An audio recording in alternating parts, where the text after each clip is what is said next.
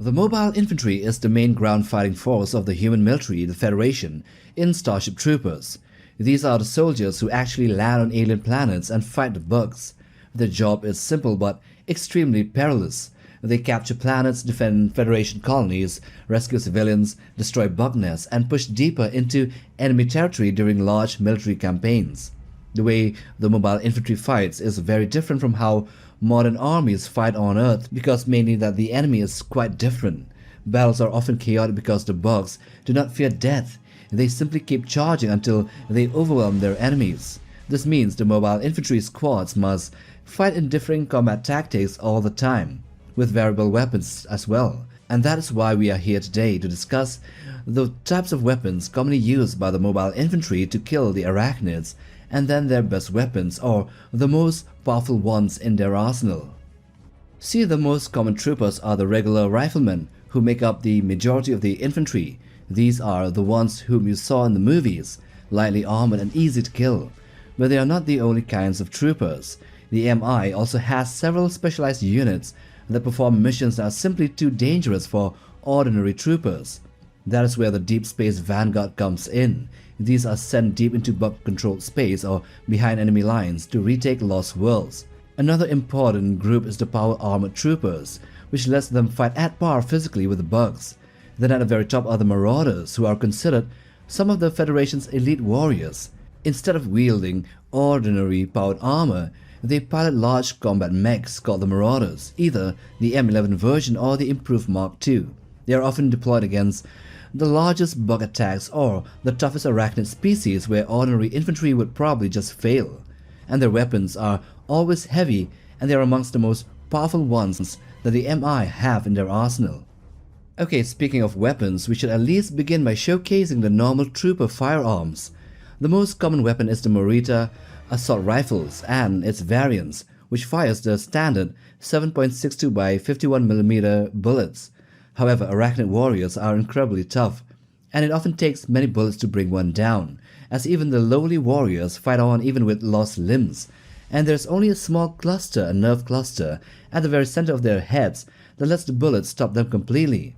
And also hitting that small moving target is quite hard, as you can imagine. To deal with this, some troopers carry the E-pulse rifles that use electromagnetic energy to launch bullets at a much higher speed than normal rifles. They also carry machine guns which fire the same ammunition but at much higher rates. These weapons are perfect for holding defensive positions or cutting down large bug swarms before they reach friendly troops. Shotguns are also used, firing heavy slugs that are devastating at close range with a great stopping power. Explosive weapons are also extremely important. Grenade launchers can wipe out tightly packed groups of arachnids with a single explosion, and then sniper rifles can fire larger bullets over longer distances, but at a slower rate. And as you can imagine, like any army, they also have a lot of grenades, explosives, and pistols. And as the war continued, the Federation developed even more advanced weapons. The laser light rifle is one of them, and this firearm fires concentrated energy blasts instead of ordinary bullets. And although its range is short, it is extremely effective against almost every type of arachnid. These weapons are rare, and so only selected soldiers receive them. Another advanced weapon is the Pig Plasma Gun, which fires powerful bursts of superheated plasma and gives the soldiers greater firepower against heavily armored bugs. Then there are also the experimental railguns, which launch projectiles at incredibly high speeds using electromagnetic force, delivering tremendous impact despite firing at a slow rate. And finally, flamethrowers, although not really a new invention, are still a great energy weapon type, as they are used to clear bug tunnels, underground nests, and narrow passages where fire can spread and burn the ones that are hiding behind walls or shafts. And so with these out of the way, let's now get to the most powerful weapons that a mobile infantry uses to kill bugs in the movie universe. Some are common tropes, while others are strange and new weapon types. Let's get to them. We begin with the Marauder mech weapons.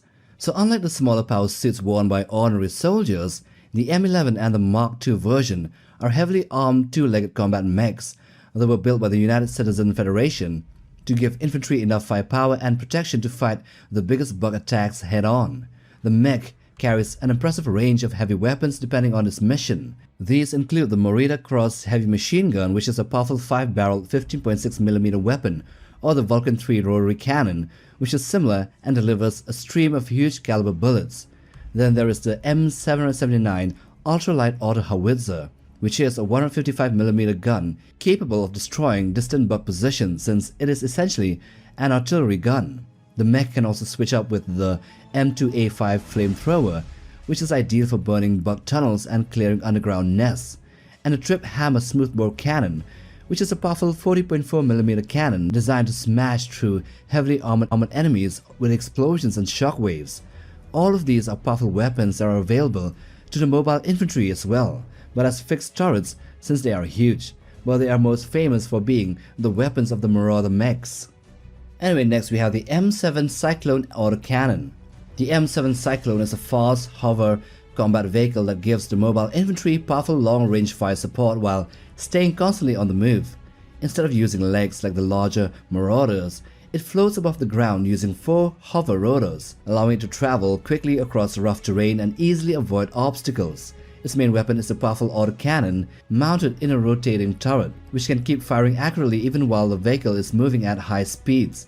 The cannon's shells are powerful enough to punch through several enemies in a row, making the Cyclone especially effective against large groups of bugs charging through narrow paths or crowded areas. It can also engage both ground and flying enemies, and thus makes it flexible enough to protect friendly forces from different kinds of threats. Another advantage is its powerful jump ability, which lets it to quickly reach higher ground or escape dangerous situations before it is surrounded. Now next is the Electromagnetic Cannon.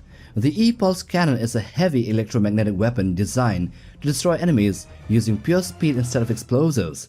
Rather than using gunpowder to fire its ammunition, it uses powerful electromagnetic forces to launch small metal sabots at extremely high speeds. Because of this, the shells do not need to explode or cause devastating damage, as the impact alone is enough to tear through heavily armored targets. Compared to guns, the E-Pulse cannon fires more slowly, but every shot is far more powerful and produces a bright white flash. Since it is a large, stationary weapon, it must be set up before battle and cannot be moved easily once deployed. During a military test on the planet called Gutana, at least 2 E-Pulse weapons were used by Fortis armored troopers to defend a Federation outpost against attacking Arachnid forces. Next, the MRL, or the Multiple Rocket Launchers, which are one of the heaviest weapons of the MI. It is essentially a portable version of the large rocket pods normally mounted on Federation dropships. Although the rockets can be fired one at a time for more careful shots, the weapon is at its best when it launches a continuous ripple of rockets that blankets an entire area with explosions. Because of this, it is extremely effective against massive bug swarms or against fortified nests and heavily defended positions where explosions trump precision. The launcher also features a lock-on mode that greatly improves accuracy against distant or moving targets. There are variants which can be carried by troopers wearing the Marauder suits and powered armors, and these are not just for the mechs, they are for the ordinary troopers as well. Then we also have the gun turrets, which are some of the mobile infantry's most important defensive weapons because they can hold back enormous bug attacks without putting soldiers directly in danger.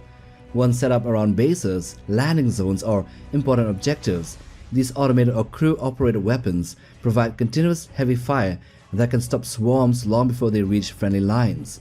The autocannon turret uses twin rapid-firing cannons that are highly effective against medium-armored bugs and flying enemies. The autocannon turret uses twin rapid-firing cannons that are highly effective against bigger bugs and flying enemies. Meanwhile, the standard cannon provides reliable heavy fire during defensive operations. Together, these gun turrets form the backbone of the Federation-based defenses. Artillery weapons also give the mobile infantry the ability to destroy bug forces from long distances, often before the enemy can even reach the battlefield. Instead of firing directly at their targets, many of these weapons launch powerful explosive shells high into the air using the parabolic descent to wipe out a significant number of bugs in a single salvo. This makes them especially valuable during defensive battles and large planetary assaults. Standard artillery turrets, like those used at the base on Rokusan, bombard enemy Arachnid positions from afar to weaken their forces. The mortar turret, The heavy mortar and the wave breaker mortar turrets also do the same, but on a shorter tactical range. And the wave breaker, most importantly, are highly effective against big swarms that come to attack quickly and out of nowhere. Now we come to more exotic weapons like the electric pillars, which are one of the Federation's most effective defensive systems for protecting bases and strongholds from Arachnid attacks. These are large electrified posts which are placed around the perimeter, creating a deadly barrier that bugs cannot safely cross. When an Arachnid moves between two pillars, they complete an electrical circuit and unleash a powerful burst of electricity that instantly electrocutes anything caught in the middle. The system can also switch to second combat mode, allowing each pillar to fire bolts of electricity directly at nearby enemies instead of only maintaining the barrier. Because the pillars are connected to the base main power supply, they can operate continuously as long as electricity remains available, which makes them an excellent defense against endless bug swarms. They provide their value during battles like on Zegama Beach, Planet P and Hesperus, where they protected important Federation strongholds against large and deadly bug swarms. Next is the MX-156 Plasma Drop Bomb. This is a powerful close-range explosive carried by the M11 Marauder mechs to deal with large bug swarms that get too close. Instead of firing it like a missile, the Marauder drops the bomb directly beneath itself, where it explodes in a massive blast that incinerates nearby Arachnids with powerful plasma. During the Battle of OM1, these Marauders use this weapon after jumping above swarms of warrior bugs, and they drop these plasma drop bombs into the middle of the enemy and burning hundreds of bugs in a single attack. And that shows how effective these plasma bombs are against large swarms. But that is nothing compared to the tactical oxygen nuke. These are the most powerful weapons available to the mobile infantry, designed to destroy targets that ordinary guns, rockets or artillery simply cannot handle. Despite being a nuclear weapon, it is surprisingly small and can be carried into battle as either a rocket-propelled missile or even as a handheld explosive. These warheads are mainly used against the massive plasma bugs and heavily defended bug nests. During the invasion of Glendatu, one tactical oxygen nuke was seen to destroy a plasma bug while another was fired into a bug hole to wipe out the colony beneath the surface. Unlike traditional nuclear weapons, these here appear to use a pure fusion design, producing an extremely powerful explosion without any of the fallout or any of the radiation. This allows the MI to destroy massive targets and then immediately advance through the blast area, making these weapons one of the Federation's most devastating tools during the Arachnid War. And then there is another nuclear weapon used by the mobile infantry, which is called the Toad, or the timer-operated atomic device canister. Instead of simply bombing the surface, the Federation developed these weapons that focus on eliminating the bug colony at its source. Especially assigned trooper carries these heavy canister deep into the hive with their squads until reaching the hive core, where the device is manually armed and left behind with a timer before the squad can escape. Once the countdown reaches 0, a nuclear explosion destroys the hive core and permanently collapses the entire underground colony. Once this toad is successfully deployed and detonated, it can wipe out an entire bug hive in a single explosion, and it is way more effective at destroying nests or colonies than the tactical oxygen nuke fight from rocket launchers. Now many of you might remember there is also another weapon that can destroy an entire planet and the Behemoth or the God Bug, but this weapon, also called the Q-bomb or the Quantum Bomb, isn't really in the arsenal of the mobile infantry.